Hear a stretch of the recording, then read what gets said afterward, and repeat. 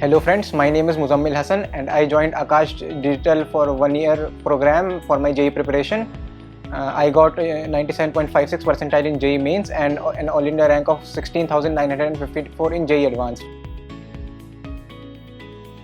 I came to know about Akash Digital through social media and I joined their 1-year program for my JEE preparation. Almost everyone in my family is into science and most of them are engineers. That inspired me to choose engineering as a career path. When I finished my 10th and joined 11th class, my parents motivated me to pursue engineering and they have always supported me in doing so. I want to pursue computer science engineering. That has been my dream for a long time.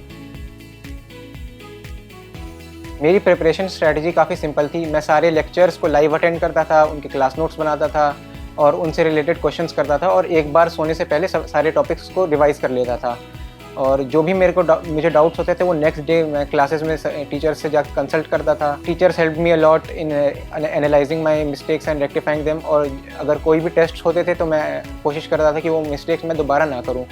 और test में भी जो भी मेरी mistakes होती थी, चाहे वो सिली मिस्टेक हो या कंसेप्चुअल एरर्स हो, वो मैं टीचर से जाके कंसल्ट करता था. उन्हें बताता था कि क्या प्रॉब्लम्स आ रही हैं, क्या मुझे दिक्कत आती है टेस्ट में.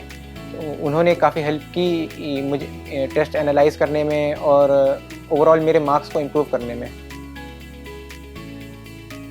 जेईई की जर्नी काफ़ी लंबी होती है, इसमें काफ़ी सारे चैलेंजेस आते हैं. मेरे लिए सबसे बड़ा चैलेंज ये था कि मैं टेस्ट देता था, काफ़ी अच्छा चला रहा था टेस्ट, लेकिन उसमें मार्क्स नहीं आ पाते थे. तो काफ़ी मैं उससे डिमोटिवेट हो जाता था. तो मैंने टीचर से कंसल्ट किया. उन्होंने एक पूरी पेपर अटेम्प्टिंग स्ट्रैटेजी बना के दी मुझे.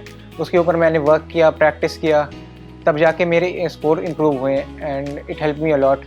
दूसरा कि कई बार आपको ऐसा लगता है कि कोई टॉपिक आपसे एकदम नहीं हो रहा है, तो उसके लिए आप टीचर्स से कंसल्ट करते थे. एट लास्ट मैं यही कहूँगा कि जेईई की जर्नी में काफ़ी चैलेंजेस होते हैं, लेकिन आपको गिव अप नहीं करना है. आपको उन चैलेंजेस को आइडेंटिफाई करना है, टीचर्स या पेरेंट्स के साथ डिस्कस करना है और उसका एक सॉल्यूशन निकालना है.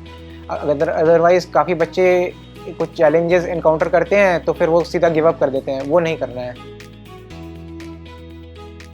लास्ट में मैंने कुछ नया ट्राई नहीं किया था. बस जो PYQs कर रखे थे उन सबको देखा दोबारा, जो मिस्टेक्स की थी उन सबको रिविज़िट किया, उन सबको देखा, टीचर्स से कंसल्ट किया.